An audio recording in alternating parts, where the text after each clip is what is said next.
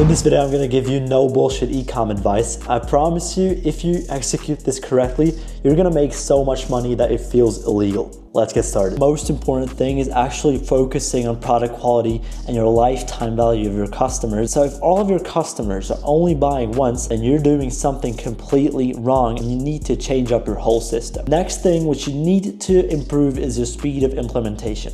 Whatever it is that you want to do, that you think about doing, start it right now. Start it today. That's the most important quality that every successful person has in common. How small is the time delay of actually them having an idea and actually executing that idea. Whatever happens, you do never quit and you always focus on getting 1% better every day. This is what compounds. This is what actually makes you a lot of money. And so whatever happens, whatever setbacks you face, you never quit, you simply keep going. You learn from your own and other people's mistakes. This is probably the most important line you will hear in this video. If you don't learn from your mistakes, it doesn't matter that you're consistent. It doesn't matter that you show up every day. You have to improve. You have to get at least 1% better every single day. Next up, people that are successful in e-com have an insane focus. There's something called a woman in the red dress. Basically, it's from the movie Matrix, the shiny object syndrome, which just describes how easy it is to get distracted. And obviously, the more higher you up get in business and in life in general, the better your opportunities become.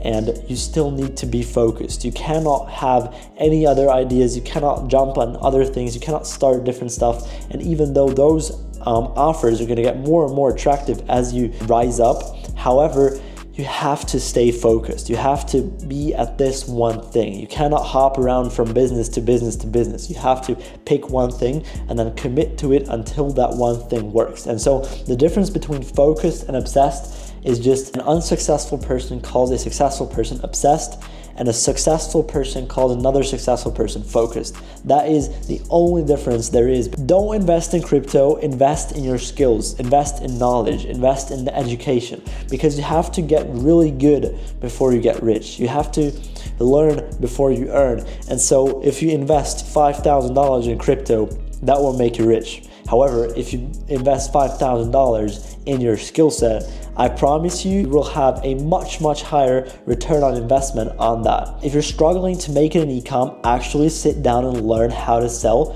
Watch sales trainings from Alex Ramosi, from Andy Elliott, whatever you find on YouTube. Watch them, execute them, role play, have sales calls. It's gonna suck. Forget your work-life balance, all right? How much do you actually want it? And so you cannot treat this as a side hustle, because that's not what it is. It's a business, all right? And you're competing against people that do this full time. You're competing, especially as a teenager. It's very easy to get to chill because you think you have time and, oh yeah, so I basically like doing this as a side hustle. But you're competing against grown people that do this full time and have an insane team, an insane network, and that's your direct competition. Forget cold showers, meditation, and nofap. Just do the work. To make money, you only need to do the work that's required to make money. Forget all the extras. These are just things that are going to help you later on once you have money. However, if you don't, just do the work, nothing else. Take every opportunity of network that you have, right? My network is probably my most valuable thing within all my e-com journey. At the end of the day, your network is your net worth. Remember that. You definitely also need to learn how to manage your time.